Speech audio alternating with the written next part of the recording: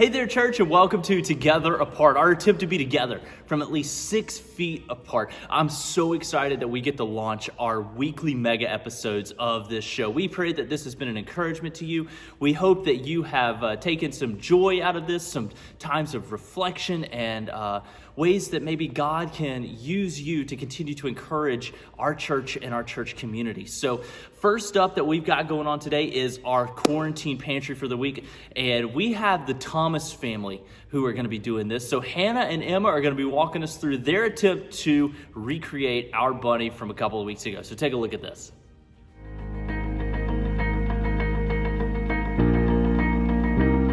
Hi everyone, it's Hannah and Emma, and we decided to take on Ross and Ashley's challenge of doing the bunny cake. we're gonna do so much better than them, so that is something we have to live up to. So we're gonna get started. So first we have here our mixing bowl and our cake mix. So we got super moist because we love our moist cake. And so we'll just put that in there. Let's not make a mess. So you're gonna put your cake mix into the bowl. And if you want to do the eggs, it calls for 3 eggs.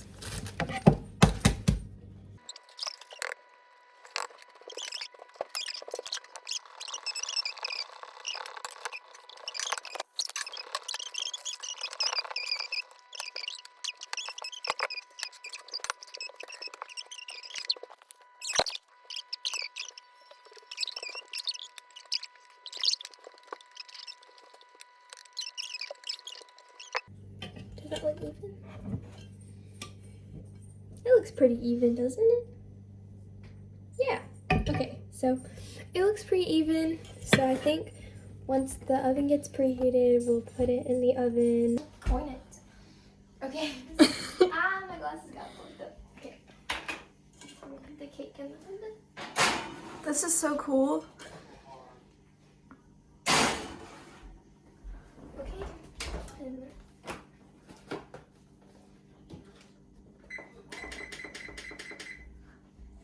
I will be playing a song. I didn't know this was gonna happen.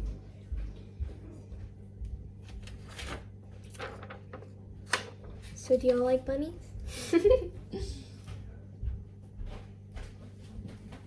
Oh.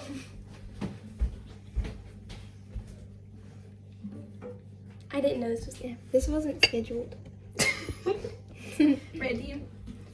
The only word in it is rise. Oh gosh. Okay. It's an encouragement to the cake.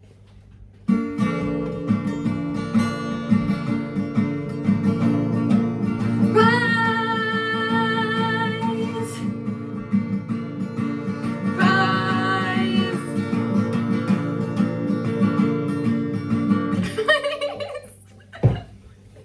So now we know the cake is gonna rise. 9, 8, 7, 6, 5, 4, 3, 2, 1. I won.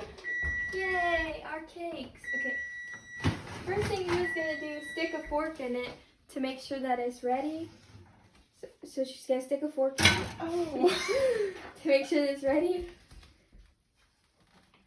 Wow, it's ready. Okay, so it's been 10 minutes and now we're gonna dump out our cakes and start decorating them.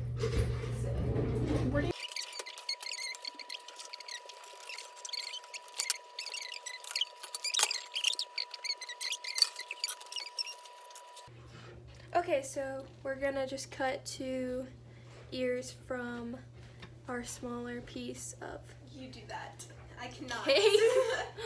So I don't know what knife to use. I've never done this before.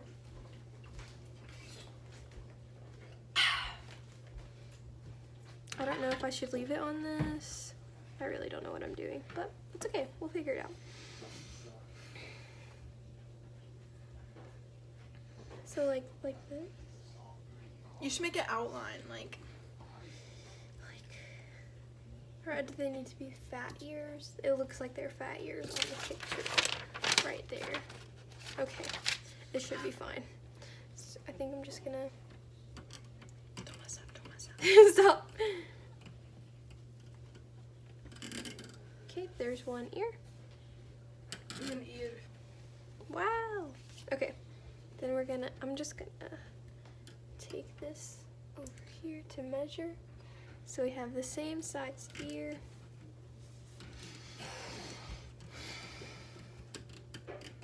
Wow, okay, so it cut so smoothly. That is wonderful. Here are our earpieces, and our bow tie is gonna be. That's a bow tie? That's what we're gonna use for our bow tie. So.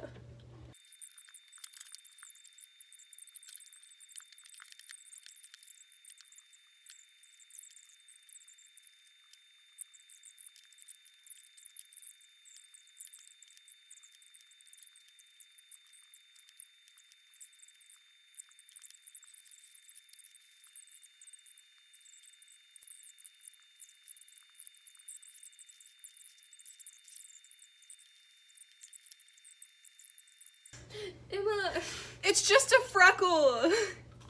Some earwax. he looks scary. Okay, this is a mess, but I think we're done with our bunny. How does it It looks look? better than yours, Ross. I don't even remember what theirs looks like. So now that we've completed our bunny, No! We don't want to. we challenge Georgian and Mary Ellis to try and make a bunny as good as ours. You can't. So we hope you enjoyed this baking segment. I'm Love just gonna y'all. go wash her face. Yes. We're gonna go eat our bunny now. Peace out. Bye, everyone.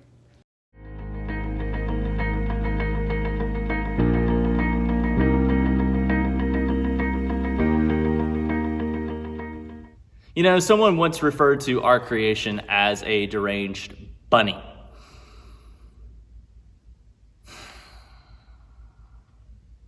Well, it looks like somebody may have fixed a little bit the deranged bunny. So good job to Hannah and Emma. Whatever, they win this competition. That's okay, I'll concede to them. They're great people. So I'll work on my baking skills one day, I promise. Anyways, let's move on from that so we don't have to dwell on my bad baking skills. You know, that can just be depressing for a lot of people. So let's jump right into something that I was really excited to finally get to, and that is to have Lester on. And he and I got to sit down for a few minutes and talk through what does ministry look like and where we can find joy and where he has been able to find joy in this time. So let's take a look at that conversation right here. Hey guys, welcome to our conversation spotlight that we get to have on Together Apart. And I'm excited to be here with Lester. You know, we've been able to work together almost 2 years now, and I've just loved being on a team with him, and excited that today we get to hear from him and just kind of his perspective on what he's been going through with coronavirus, what ministry looks like, and just how he's been able to find God in this. So Lester, thanks for being here with us this morning. And I just want to jump right in and just ask you, what does ministry look like for you in the middle of coronavirus? Well, thank you, Ross, and I've enjoyed working with you over these last 2 years, and I just want to say you're doing an awesome job, and thanks for inviting me to be a part of this too. You know, what does life and ministry look like? It's looked really different, you know, in terms of ministry.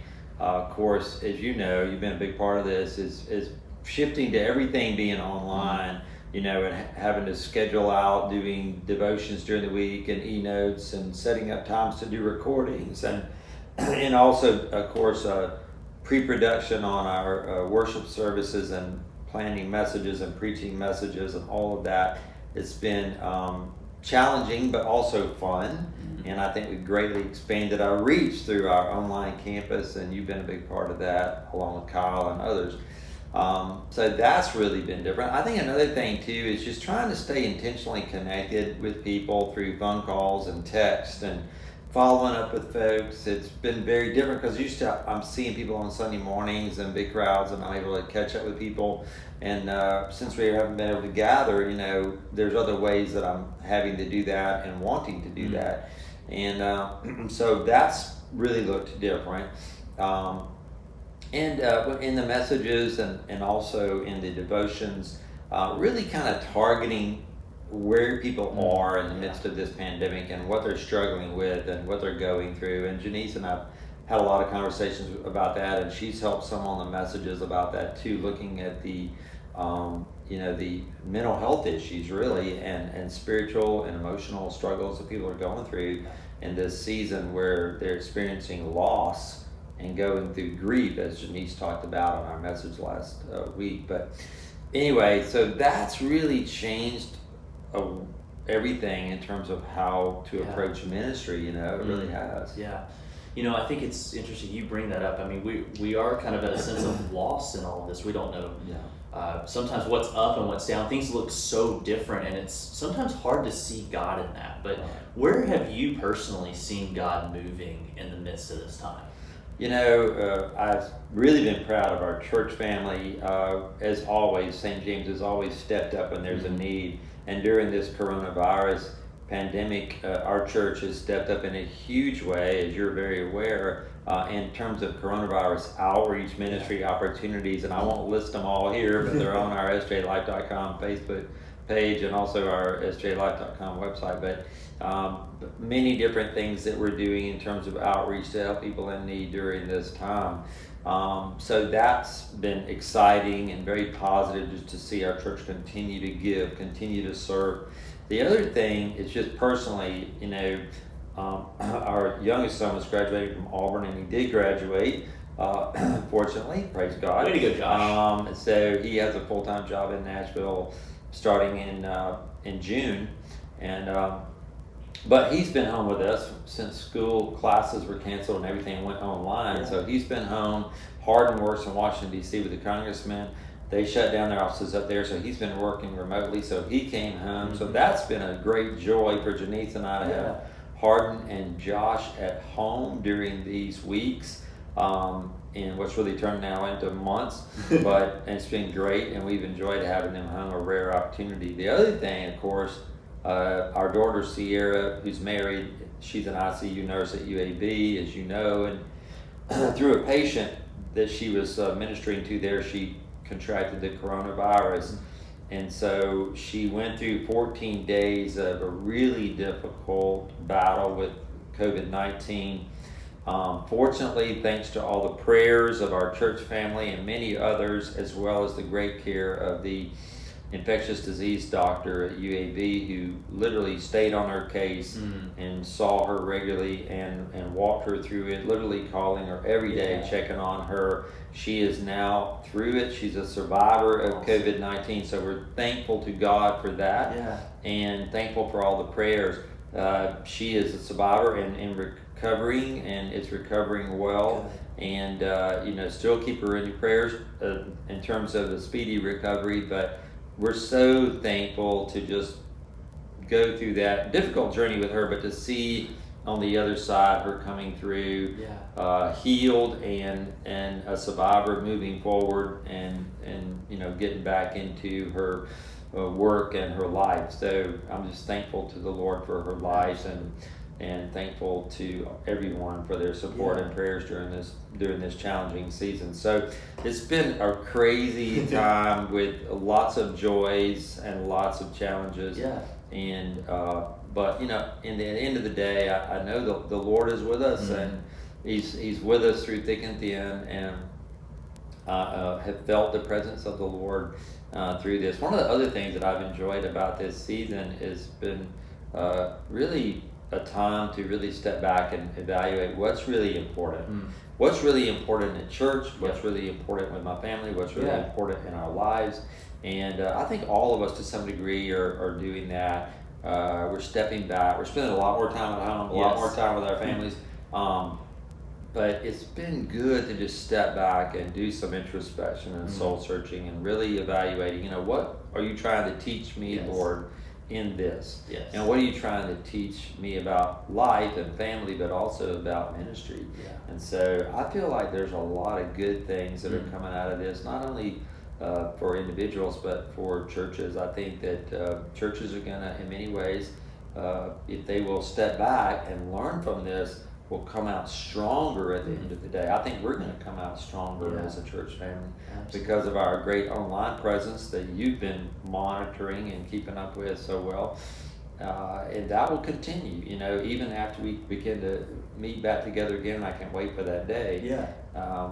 We have an online campus now of people that weren't a part of our campus before that. So I'm really excited about seeing what's going to happen with that as we move forward in the future. Absolutely. Well, Lester, thank you so much for sharing just these words of encouragement where you've been able to find God. And church, we hope that you are seeing God in the little things, and we hope that He has been present with you. We are praying for you each and every day. And thank you so much just for being on here and sharing this. And we hope that these words have been encouraging to you guys as you continue your walk with Christ each and every day.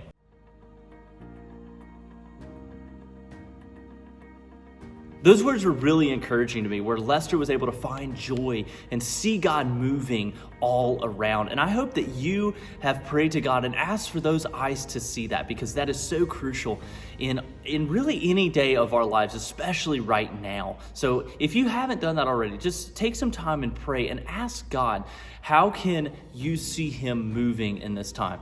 All right, so for our grand finale today, we have a very special segment.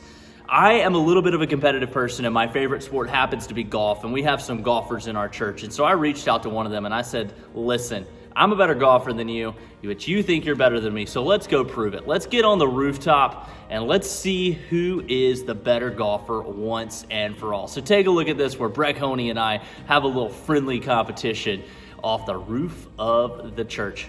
Shh, don't tell Jeff we did this. Ladies and gentlemen, St. James family, Ross and Breck are on the roof of the great St. James Sanctuary building. We are going to do a golf challenge. We're hitting a couple of balls off the roof, see who get closest to the buckets that we've got out there, as well as who can hit it the furthest. Naturally, B. Honey is going to dominate, but just for the sake of everyone's entertainment, we'll let y'all watch to see for sure.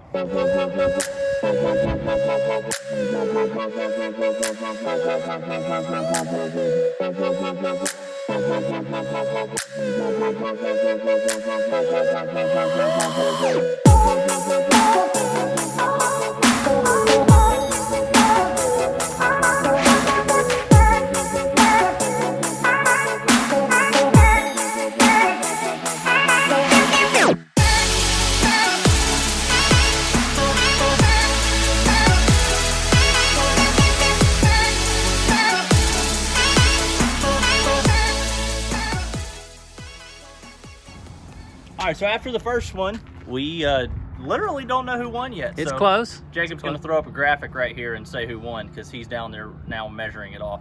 Oh, he's got an official measurement. No! Yellow ball! Yellow ball being Mr. Honey. Oh, once again, he's 2 for 2.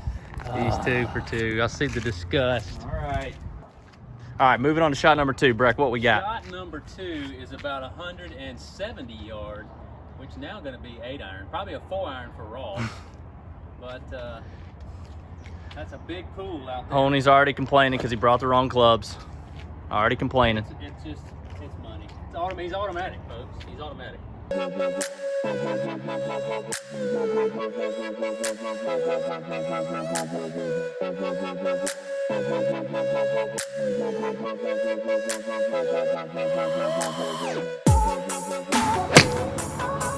Oh, it stayed straight. Oh, that might be. Come on. Hit it. Hit it. Ooh. Yes, sir. Really close.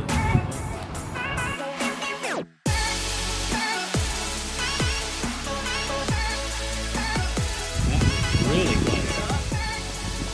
close. I think Ross has tied it up 1-1. Mr. Honey coming in here all cocky. He doesn't want him to quit right away. He might just give up and quit if we just dominate both. All right, third and final shot. This is for all the marbles. We tied 1-1. What are we looking at? Honey dominated the first round. Ross eked by the second round, eked by. It really is more or less we gave it to Ross simply so we could continue, so the game wouldn't be over. But we'll agree that he barely won the second round. So we're going into the long drive, third round. The wind is in my face, the wind's at his back, and yet despite that, I'll still probably carry the ball further than the roll he'll go.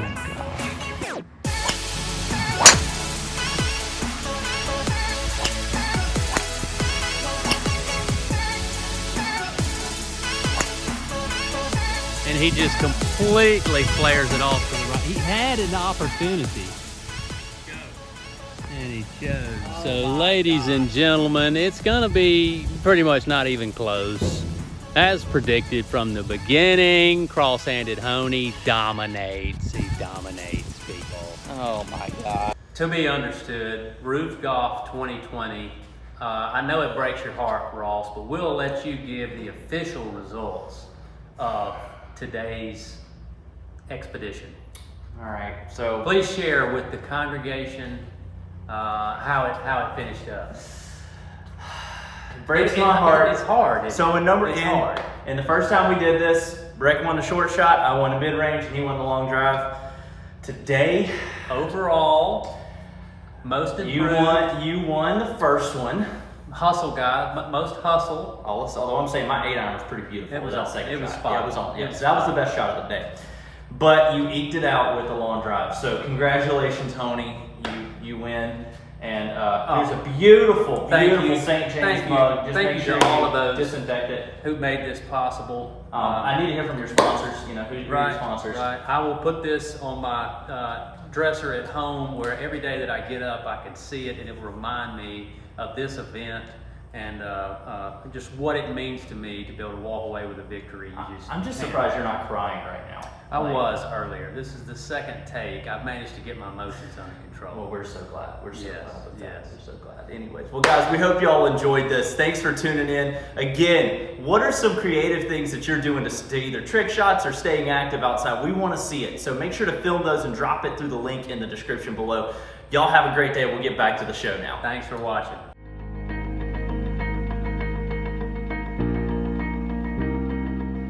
Well, apparently today is beat up on Ross Day because I can't bake and my golf game is subpar, pardon the pun.